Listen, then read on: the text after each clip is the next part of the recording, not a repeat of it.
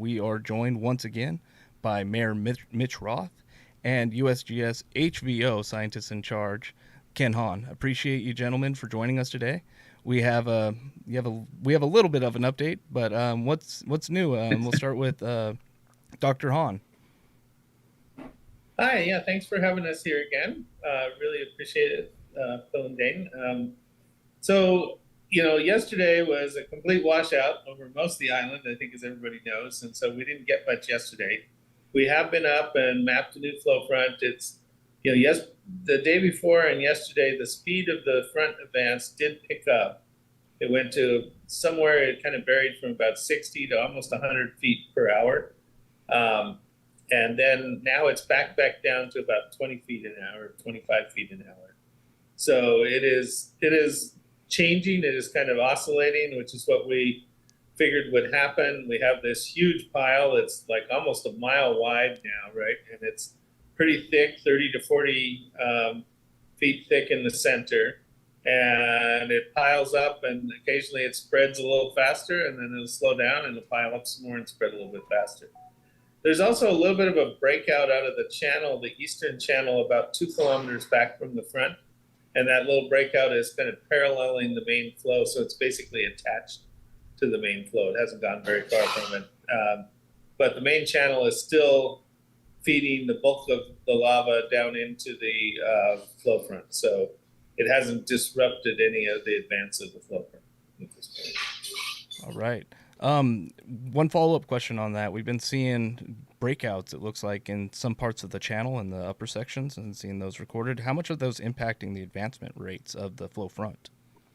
Not really very much. They're pretty small, and then they heal up, right? So what we would really hope might happen is that we would get some more sustained ones like in 1984. And we're getting about, those started happening about halfway through that eruption, so about a week and a half into it. So we're closing in on that time period right now. One of the things that happened in the 1984 lava is it started getting more crystal rich right at the vent. And that made it stickier and made those breakouts happen. So we're starting to see, these are the first breakouts really we've been seeing since the initial emplacement. But they're not big enough to really change the course of the lava or to really tremendously affect the velocity at the front yet. Have you seen any changes at the vent itself, Dr. Hahn, as far as how much lava is coming out or anything? Yeah, Phil, I know it's tough to estimate that number. So we can measure the distance across the channel. We can measure the speed in the channel, but the actual shape and depth of the channel are kind of unknown. One of the things that we found in the 2018 is remember there's big standing waves in the 2018 channel right up near the vent. There's some standing waves in this too. And we're able to, if you assume that this is flowing like water in kind of a flood stage, we can use some hydrologic formulas to get an estimate of about 4 meters depth on there. But all of this stuff is variable day to day and things like that. So there's no consistent change in the diffusion rate. We're just seeing oscillations in our ability to estimate it, I think, day to day.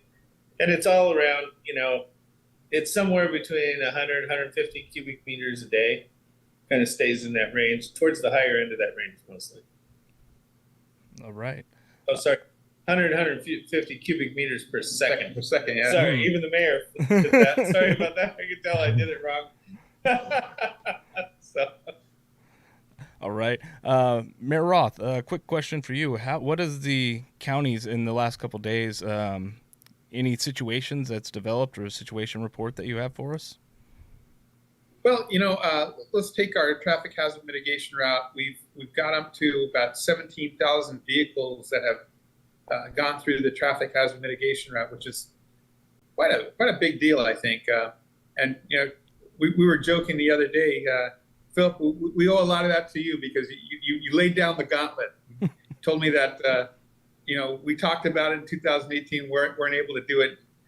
Within a day we were able to do it. So good on you guys for doing that. We like these talks. It's like, oh, okay, how do we do it? So about 17,000. We have the National Guard that's out there, and they're beginning to help with some of the security out there, which is good. We have seen some of the Facebook posts and some of those posts where people are going out. We're really not too happy about that. That's probably going to screw it up for everybody else, because we'll probably have to close it down a lot sooner, because that's a huge safety risk. The other thing that's part of that's some of the things we've seen, people burning marshmallows, the trash that we've seen. We think about how disrespectful to Pele and the Hawaiian culture. I was talking to some friends who basically say that Pele is like family. It's like their kapuna, and when you insult, it's like it's an insult to the kapuna. It's an insult to the culture. It's an insult to all of us. People go out there to see a beautiful sight, and then they throw trash out there. It's a terrible thing. I actually had a talk with Ikaika today about that, trying to figure out how best to put this. Culturally, it's just a terrible thing, and he agreed with me on that, our conversation. But it's terrible. We really are telling people they shouldn't be doing those things. You guys know this. Hawaiians, generally, when the lava is coming, what do? You clean out your house. You're having your most important relative come, and so you do cleaning. Which reminds me, the Royal Order of Kamehameha will be up there on Friday, and they'll be cleaning in preparation for the arrival of Pele. So, they asked the county if we could assist them by getting a rubbish dump. We've agreed to do that. We think it's culturally the right thing to do, to work together. And so I know they're going to be having a bunch of people up there as they do their ceremonies, and hope to find out a little bit more about what their intents are. But the idea was to prepare for Pele's arrival as as kind of a good thing. And your most important relative, I guess, is a way it was explained to me, is coming.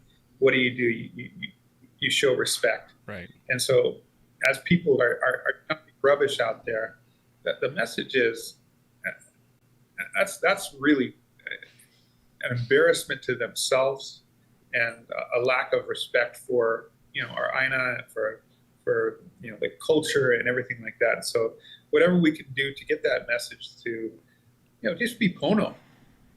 It's right. It's a huge insult to the culture and to our people and to who we are. And I could kind of understand if it was just tourists that were doing that, but a lot of the people doing it are our own people, and we just can't tolerate that. Right. And there's a bunch of conservation land up in the close proximity as well, and endangered species, all that kind of stuff. So really, it's a delicate area. So Department of Land and Natural Resources, they've closed the area. Hawaiian Homelands, so the request is, just people be respectful. You got the endangered species and stuff like that. Hopefully, for us, the lava doesn't come down to the Danakei Highway, and we're protecting a lot of those natural resources if it doesn't. And so we're hoping for the best, preparing for the worst. But if it doesn't happen, I'd hate to lose natural resources because people were just selfishly trying to go out there and have fun. We've got great places to view the lava. There's no need to go out there.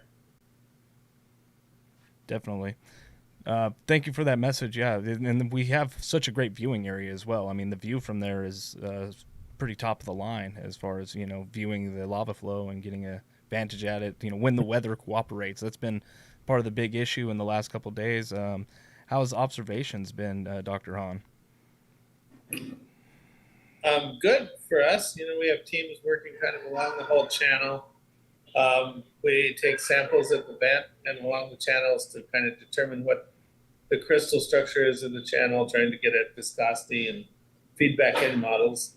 I really second the idea that viewing area is great. I've been up the Maunaloa Road and took in some news crews a couple of days ago, and I can tell you that the view from outside on the road is way better than any view you get on the inside. And that's the viewing, the traffic hazard mitigation route what we're talking about, not the highway. Oh, yeah, that's exactly right. The traffic hazard mitigation route over by PTA across from the Kilauea State Park. Yeah, so but anyway, the view from up there is really, really good, and it doesn't get any better by walking in. Right, and it's walking over all that pohoihoi, and I think it's just mostly pohoihoi out there, but it gets treacherous for There's some that actually is out. There's some out there too, yeah, but it's treacherous for anybody that's trying to walk out there, and especially if they don't have experience out there, and a lot of people coming to view the lava might not. Yeah. Well, and it's also a military reserve, so there's that too.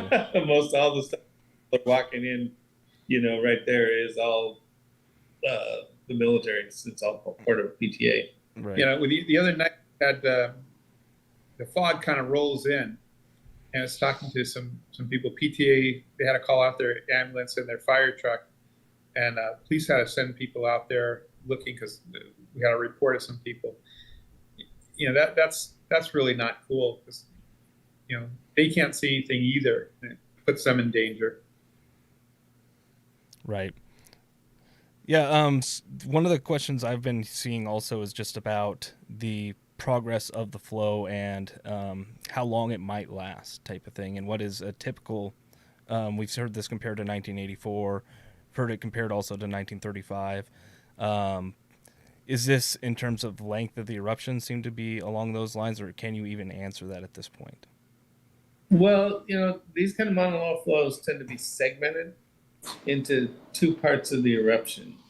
Some of them, there's an part that's high effusion rate. That's what we're in right now. There's a lot of lava coming out.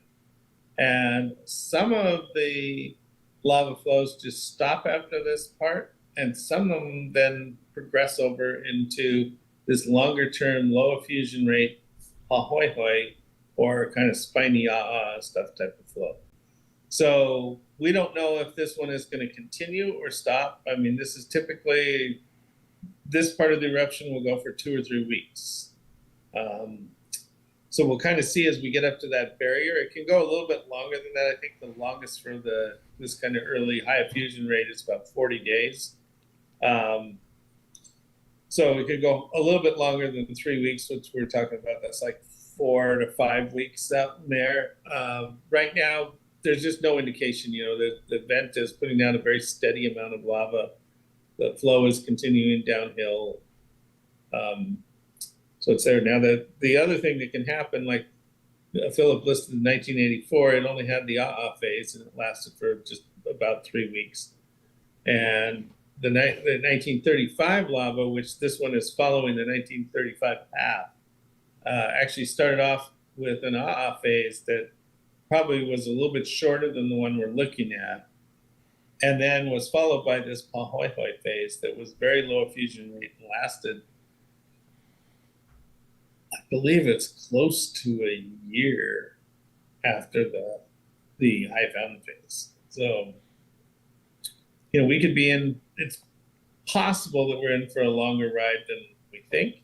Most of the recent eruptions from Kilauea, or from Maunaloa, have been of the just only phase without a follow-up pohoihoi phase. So that kind of bodes well for us too. The ones with pohoihoi typically happened about 100 years ago. The more recent ones that are less than 50 years old are all the single phase type of eruptions. Yeah, thanks for that, Dr. Hahn. Go ahead. Go ahead, Mayor. No, I was just going to say that, my crystal ball's in the shop this week, so. Well, like Yeah, I've said everyone would before, like this. the ball is broken.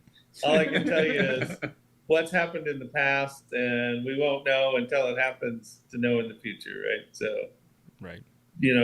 Real forecasts are difficult to come by in these things. By the way, before we got on this, we were talking about, why we like going on this so we could be a little bit more relaxed and have a little bit more fun. And just so pardon us for having fun. Yeah, no, go ahead. Go ahead, Phil. Yeah, we appreciate that for sure.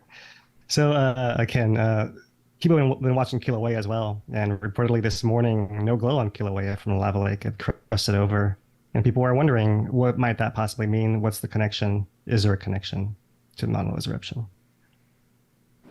Well, we had a really cool thing happen. This is where our new instrumentation really showed up. Is people have talked about this relationship between Maunaloa and Kilauea, and like in the 1800s, Kilauea was erupting at its summit, but at a lower rate than it has been lately. And then around 1950, Maunaloa eruptions became much less frequent, and Kilauea started erupting at higher volumes. So people have postulated that Maunaloa, when it's really active, puffs up and pushes against Kilauea and squeezes it a little bit so that it doesn't have as easy a time having lava flow through the magma system there. Well, lo and behold, after we looked at the GPS data, everybody's so interested in all this, like, here's this pretty stuff over here looking at it. And, our geodesists and seismologists were looking at other things. They were looking at their instruments. And what was very, very cool is normally Kilauea has a pattern around its summit where it is inflating. So the ground is like a balloon tilting up in all directions.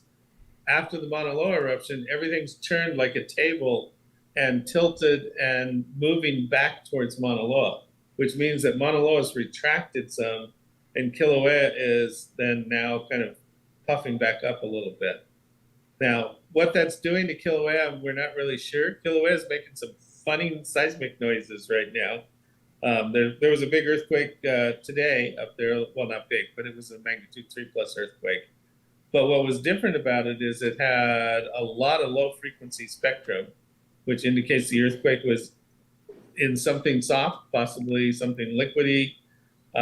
So these things are not common. And Kilauea mostly has been really low on seismicity up until the Maunaloa eruption. So it's interesting because there's a lot of seismicity at the summit now, things going on. The lava lake is mostly staying constant, but it's hard to say about the glow and stuff. We have to kind of watch because we do have pauses and things like that in there. So we'll watch for the next couple of days and see what happens. But we are definitely watching Kilauea closely because it's behaving a little bit strangely right now. So be interesting to see what happens there.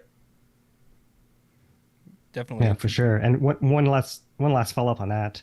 That pattern that you're seeing, is it just in the summit? And people in the Northeast Rift would like to probably hear a little bit more about that aspect. The upper, middle, and lower East Rifts are all quiet right now. But we do know that there's this very deep conduit between the lower East Rift and the summit, right? And it was partially utilized in 2018, but it's down around 4 kilometers depth, and everything is hot down there, so it doesn't generate much in the way of earthquakes. So magma can move in that, but we're not seeing any signs of swelling or anything, and we're certainly not seeing any earthquakes down there. So, but we're definitely keeping an eye out for that anything suspicious that suggests that, activity at the summit might move down, rift on Kilauea as well. So we haven't forgotten about Kilauea at all. And actually right now, for people that monitor instruments, it's become the more interesting volcano. Maunaloa is doing what we expected to do. It ripped open some big holes in the ground and lava's pouring out, and all the seismicity and everything that is consistent with that. Kilauea is really interesting right now. It's doing some things that it hasn't done in a long time. So we don't know what it means, but we're watching it. Follow up to that, do you think that would have to do with a normal process that happens between Kilauea and Maunaloa, a normal exchange that we're now seeing because of the greater precision and instrumentation, the technological advancements that happened since the last Maunaloa eruption? Or is this something more unique, possibly, that's being captured here? Well, certainly part of it is we have seen that there's a very real response to Mauna Loa erupting by Kilauea. So there's that, and that could be shaking up the plumbing inside of Kilauea just all on its own. So it's something we can't say for sure about all the earthquakes and how they're connected, but certainly the geodetic or shape change that we've seen there is very, very real and shows that Kilauea has responded strongly to this eruption.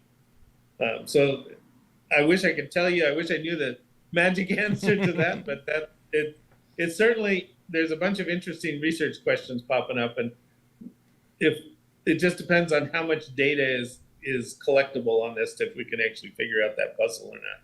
But it is definitely, I wouldn't say it's quite a cliffhanger yet, but it's an interesting, involved story it's fun to watch, like what's going on there. All right. One more question for the mayor. I was hearing a little bit more chatter about the saddle and the saddle potentially closing, online. Is there been any changes to the plan, and maybe go over the plan?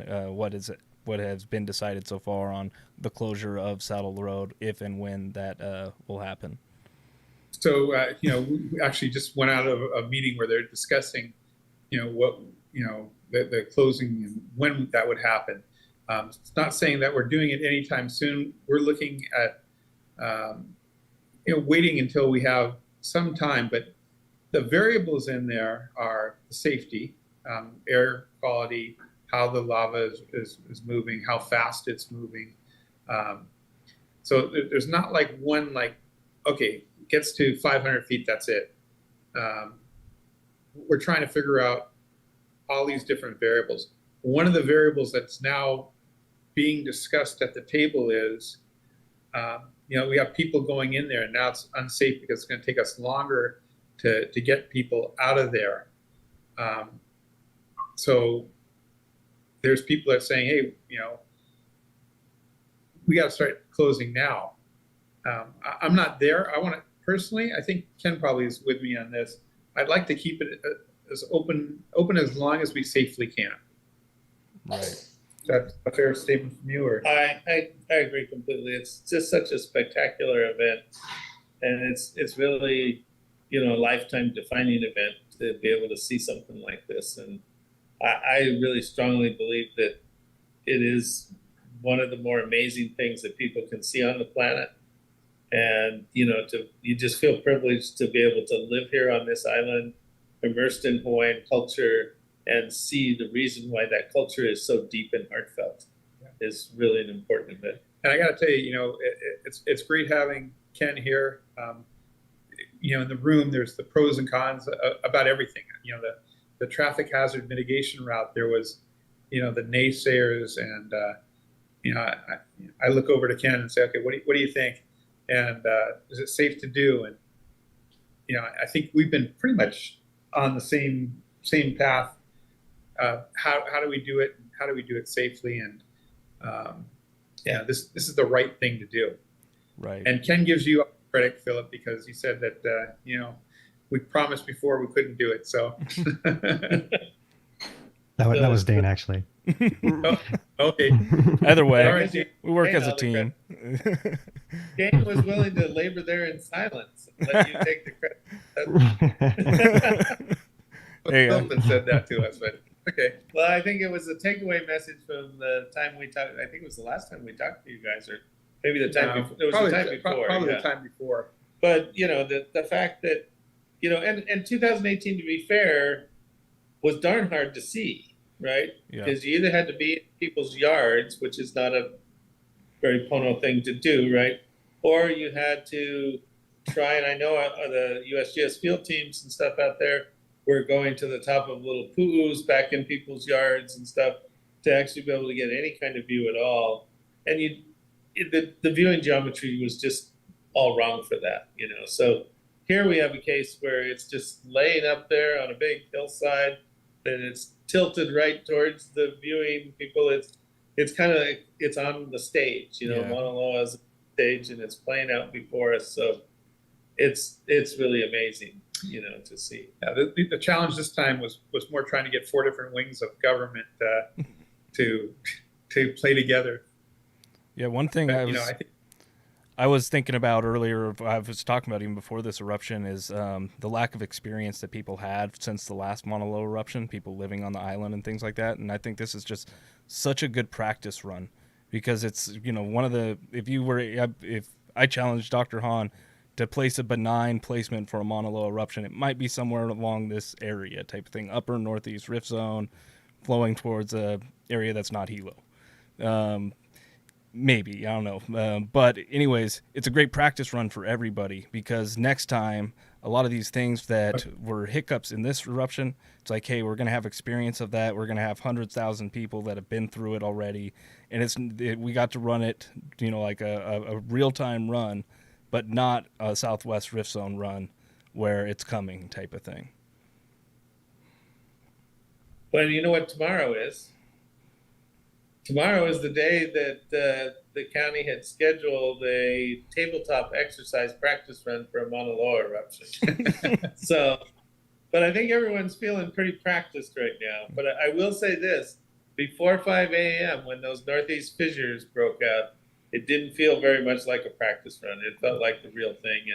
And, you know, when there's an immediate threat to people's lives and property, it's a very serious thing. And one of the things, you know, during the night, people from Kona were seeing those lava flows that were spilling over from the southwest end of the crater, and they were worried, and a lot of people were saying, oh, the Southwest Rift Zone is erupting. And, you know, we were looking at it, Frank Truesdale and I were looking at the webcams, and it clearly hadn't started propagating. So we were trying to calm people and just say, hey, look, no, we don't see any indication of it coming down there, but there is a big summit eruption. And, you know, people that wanted to self-evacuate, that's a good course because why wait for the rush? It's like Christmas shopping, you know? I mean, it isn't a bad idea to get out and be safe while you have a chance, right? So I do applaud the people that did take action. I think that action was very warranted, and we were extremely concerned all the way through until we saw those first fissures pop up on the Northeast Rift Zone, and then it was kind of like, this is good. So we're getting news real time. I just want to have Ken take a look at this real quickly. I think it's pretty much what we've already talked about. Oh, yeah, but there is another new breakout. Good. There's one on the west side of the existing channel. And you guys are getting you know, hot The latest. hot one here. Well, in here. But it's evidently big enough that our field crews think that it might actually bleed off some of the supply to the front, so that might actually slow down the front a little bit, which is good news. That's what we were hoping for it to happen, is start branching, you know, kind of divide. Bill, you want to take this? All right, guys, Yeah. sorry, I think we got to get up. All right. Got another stuff coming up right now. All right. Appreciate your time. That was the Mayor, Mitch Roth, and scientist in charge of USGS HVO, Ken Hahn. Appreciate your guys' time. Take care. Thanks, guys. Thank you, gentlemen. Bye.